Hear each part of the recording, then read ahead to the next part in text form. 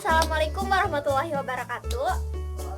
Di sini kelompok kami akan membantu kalian untuk memahami tentang penilaian pembelajaran khususnya untuk pembelajaran matematika. Pertama-tama perkenalkan, nama saya Febriani Dicaya Fitri. Perkenalkan, nama saya Yasinta Ameliana dengan NIM 18510135. Perkenalkan, nama saya Aisyah Limatul dengan NIM 185101338. Perkenalkan, nama saya Nurul Muntaha dengan NIM 1855101. Penilaian secara istilah merupakan proses kegiatan untuk mengetahui apakah program yang sudah disusun sebelumnya itu berjalan dengan baik ataukah sebaliknya. Untuk mengetahui informasi penilaian itu dibutuhkannya pengukuran, baik itu melalui tes maupun non-tes. Jadi penilaian itu adalah suatu proses pengumpulan data yang dapat menggambarkan perkembangan siswa, menjelaskan dan menafsirkan hasil pengukuran, dan juga dapat menggambarkan sejauh mana sih hasil belajar siswa ini sudah tercapai. Makna penilaian itu ada bagi siswa dan ada juga bagi guru. Bagi siswa yaitu memuaskan dan tidak memuaskan. Jika siswa itu merasa puas, maka ia akan belajar dengan giat agar di kemudian hari nilainya tetap memuaskan. Jika tidak memuaskan, maka siswa tersebut akan belajar dengan giat juga untuk memperbaiki kesalahannya dan agar hal tersebut tidak terulang lagi. Bagi guru, yang pertama, dengan hasil penilaian yang diperoleh, maka guru akan mengetahui siswa mana yang akan atau yang bisa melanjutkan ke materi selanjutnya. Yang kedua, guru akan mengetahui materi yang diajarkan sudah tepat bagi siswa atau belum. Yang ketiga, guru akan mengetahui metode yang dia gunakan sudah sesuai ataukah belum. Tujuan utama pembelajaran menurut Clark yaitu yang pertama, memodelkan pembelajaran yang efektif.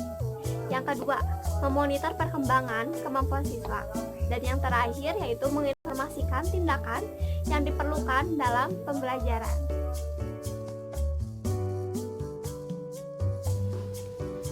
Fungsi penilaian yaitu memberi gambaran mengenai sesuatu yang diperlukan oleh masyarakat, yaitu orang tua atau pengambil keputusan seperti guru, kepala sekolah, pengawas, kepala dinas, dan lain sebagainya.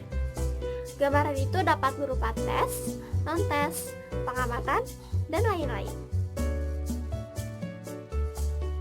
Macam-macam penilaian berdasarkan fungsinya. Yang pertama adalah penilaian penempatan. Bila penilaian ini mengenai penilaian penempatan, maka hasilnya akan berperan sebagai petunjuk. Mengenai hal ini, yang berkepentingan adalah guru dan kepala sekolah. Berdasarkan hasilnya, guru atau kepala sekolah akan mengetahui pengetahuan siap yang siswa miliki, baik yang berupa pengetahuan maupun yang berupa kemampuan. Kedua, penilaian formatif.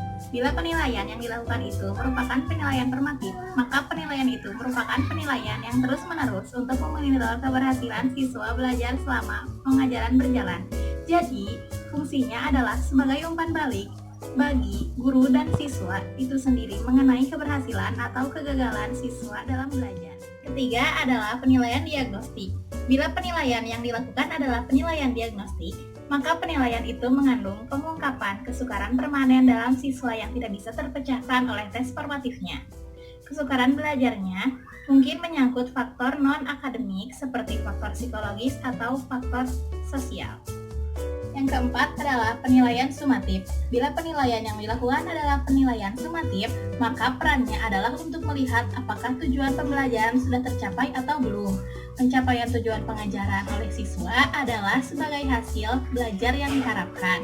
Penguasaan tersebut biasanya dinyatakan dengan suatu nilai, berupa nilai kumulatif dari berbagai kegiatan, seperti kegiatan tes, kegiatan praktikum, laporan lisan, dan karya tulis.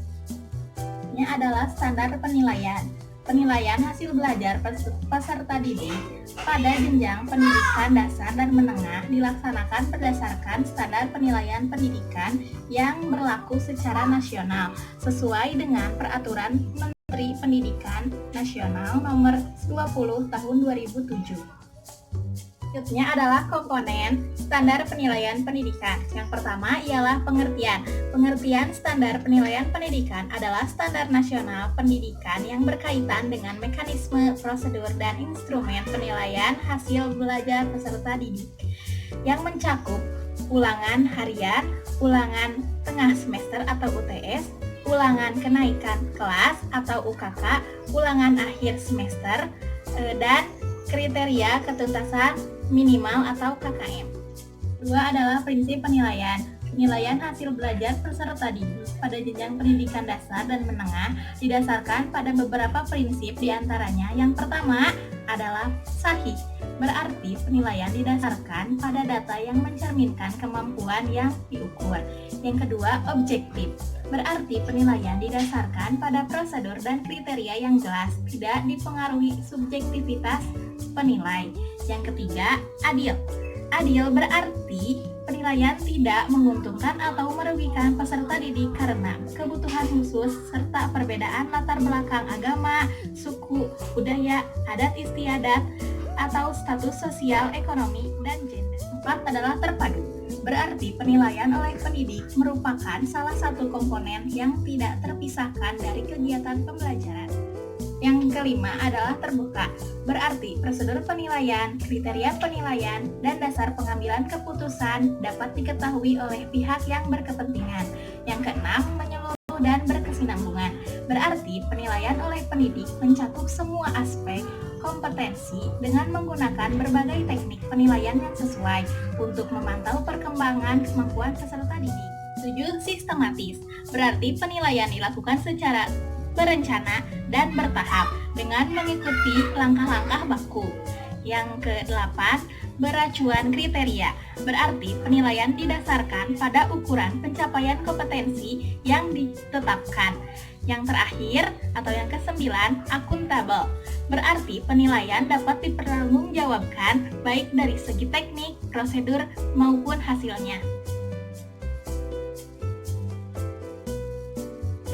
Teknik penilaian terbagi menjadi 3. 1. Teknik tes berupa tes tulis, tes lisan, dan tes praktek. Yang kedua ada teknik observasi berupa pengamatan, dapat dilakukan di dalam pembelajaran ataupun di luar pembelajaran. Yang ketiga ada teknik penugasan, baik per kelompok ataupun perorangan, dapat berupa tugas rumahan ataupun tugas proyek. 4. Ada instrumen pendidikan. 1. Substansi adalah mempresentasikan kompetensi yang digunakan.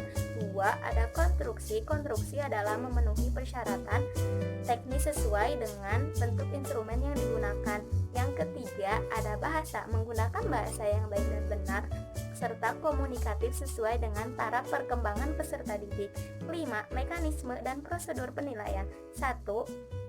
Perancangan strategi penilaian. 2. Hasil ulangan diinformasikan kepada peserta didik sebelum ulangan berlangsung. 5. Penilaian oleh pendidikan. 1. Menginformasikan silabus mata pelajaran. 2. Mengembangkan indikator. Ketiga, mengembangkan instrumen dan pedoman penilaian. Yang keempat, melaksanakan tes, pengamatan, dan penugasan. Yang kelima, mengolah hasil penilaian. Yang keenam, mengembalikan hasil ulangan. Yang ketujuh, memanfaatkan hasil ulangan. Yang kedelapan, melaporkan hasil ulangan. Penilaian oleh satuan pendidikan dilakukan untuk menilai pencapaian kompetensi peserta didik pada semua mata pelajaran. 8. Penilaian oleh pemerintah dilakukan dalam bentuk ujian nasional yang bertujuan untuk menilai pencapaian kompetensi lulusan. Selanjutnya yaitu penilaian proses.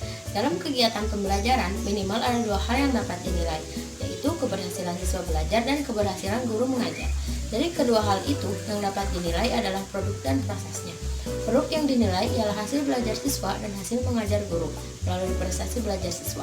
Baik jeleknya prestasi belajar siswa menandakan berhasil tidaknya siswa belajar dan atau guru mengajar. Proses siswa mengerjakan soal dapat dinilai asalkan soalnya berbentuk uraian. Seperti ini dilakukan karena guru ingin mengetahui benar tidaknya siswa menyelesaikan soal.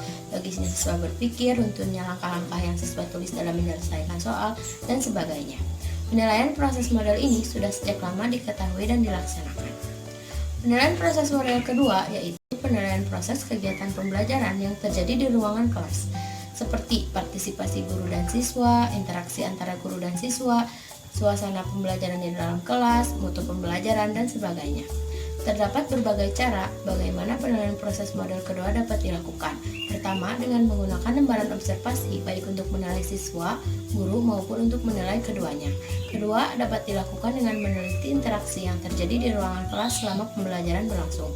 Untuk penilaian ini dapat dipakai cara bias atau Brown's Interaction Analysis System, cara Flanders, atau cara Fix, yaitu penilaian hasil belajar matematika. Penilaian hasil belajar bertujuan untuk memperoleh informasi tentang pengetahuan yang dipahami, keterampilan yang dikuasai, dan sikap yang dimiliki peserta didik sebagai hasil suatu program pembelajaran. Oleh karena itu, penilaian hasil belajar di samping untuk mengetahui prestasi belajar siswa, sekaligus mengetahui keberhasilan program pendidikan yang dilaksanakan. Dalam program pendidikan, penilaian hasil belajar dilakukan secara bertahap, yaitu ulangan harian, ulangan tengah semester, ulangan akhir semester, ulangan kenaikan kelas, ujian akhir sekolah, dan ujian nasional. Penilaian yang pertama yaitu ulangan harian, bertujuan untuk mengukur pencapaian kompetensi peserta didik setelah menyelesaikan satu kompetensi dasar atau lebih. Cakupan penilaiannya yaitu kompetensi dasar yang sesuai, dan waktu pelaksanaannya yaitu setelah selesai satu kompetensi dasar atau lebih. Ulangan tengah semester bertujuan untuk mengukur pencapaian kompetensi peserta didik setelah melaksanakan 8-9 minggu kegiatan pembelajaran. Cakupan penilaiannya yaitu indikator yang merepresentasikan seluruh kompetensi dasar pada periode tersebut. Waktu pelaksanaannya yaitu pada pertengahan semester. Ulangan akhir semester bertujuan untuk mengukur pencapaian kompetensi peserta didik di akhir semester. Cakupan penilaiannya yaitu indikator yang merepresentasikan semua kompetensi dasar pada semester tersebut. Waktu pelaksanaannya yaitu pada akhir semester. Yang keempat yaitu ulangan kenaikan kelas, bertujuan untuk mengukur pencapaian kompetensi peserta didik di akhir semester genap. Cakupan penilaiannya yaitu indikator yang merepresentasikan kompetensi dasar pada semester tersebut. Waktu pelaksanaannya yaitu waktu pada akhir tahun pelajaran. Kelima yaitu ujian akhir sekolah, bertujuan untuk mengukur pencapaian kompetensi peserta didik di akhir satuan pendidikan. Cakupan penilaiannya yaitu standar kompetensi lulusan mata pelajaran yang tidak di-UN-kan. Waktu pelaksanaannya yaitu pada akhir program pendidikan. Keenam yaitu ujian nasional, bertujuan untuk mengukur pencapaian kompetensi peserta didik di akhir satuan pendidikan. Cakupan penilaiannya yaitu standar kompetensi lulusan beberapa mata pelajaran yang ditetapkan pemerintah. Waktu pelaksanaannya yaitu pada akhir program pendidikan. Penilaian hasil belajar matematika dapat menggunakan berbagai teknik sesuai dengan kompetensi dasar yang harus dikuasai oleh siswa. Nah, menurut tekniknya penilaian dibagi menjadi dua, yaitu dengan tes maupun non-tes. Dengan tes ini dibagi lagi menjadi dua, yaitu dengan tes tertulis dan tes non-tertulis. Dengan tes tertulis, maka siswa dituntut untuk menuliskan jawabannya, baik itu pilihan ataupun isian. Sedangkan tes non-tertulis, yaitu pertanyaan dan jawaban, disampaikan secara lisan langsung dan sifatnya spontan. Sedangkan non-tes itu dapat dilakukan melalui observasi atau pengamatan, angket atau kuesioner, wawancara, dan dokumen. Dalam pembelajaran matematika, biasanya menggunakan tes tertulis, namun dapat juga menggunakan tes non-tertulis dan non-tes.